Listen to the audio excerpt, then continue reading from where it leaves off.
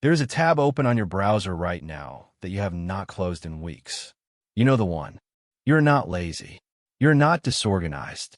Your brain is doing exactly what it was designed to do, and it has been doing it since long before browsers existed. In 1927, a young Soviet psychologist named Bluma Zeigarnik was sitting in a Vienna café when she noticed something strange about the waiters. They could hold an entire table's complicated order in their heads. No notes, no prompts. But the moment the bill was paid, the order vanished. They couldn't recall a single item. The task, once finished, was released. But the unfinished one? The brain kept it open, like a file that refused to close. Zeigarnik took this observation back to the laboratory.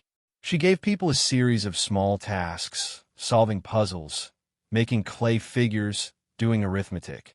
Halfway through some, she interrupted them. Others she let finish.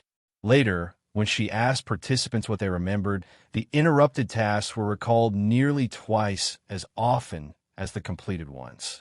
She had discovered something fundamental. The mind does not treat finished and unfinished things equally. Completion is closure. Incompletion is a signal, a low-level, persistent alarm that keeps broadcasting until the task is resolved. Television writers have known this for decades. The cliffhanger is not a narrative trick. It is a biological exploit.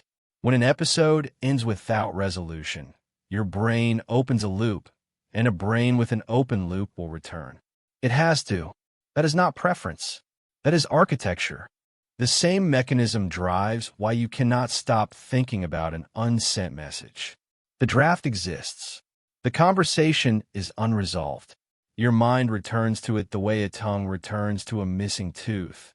Not because you choose to, but because the gap demands attention. And here is the part that surprises most people. You do not always need to finish the task to close the loop. Research by psychologists E.J. Masacampo and Roy Baumeister found that simply writing down a plan, even a vague one, quiets the intrusive thoughts almost as effectively as completing the work. The brain does not need resolution. It needs a credible promise that resolution is coming. That is why the notification badge on your phone is not an accident.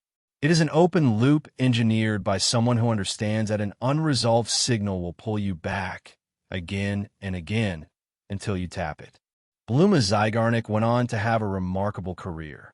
She lived to 81, published prolifically, and became one of the founders of clinical psychology in the Soviet Union.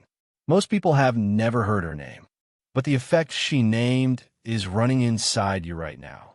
Every task you have started and not finished. Every conversation you left without a clean ending. Everything you meant to do. They're all still open, still broadcasting, still waiting.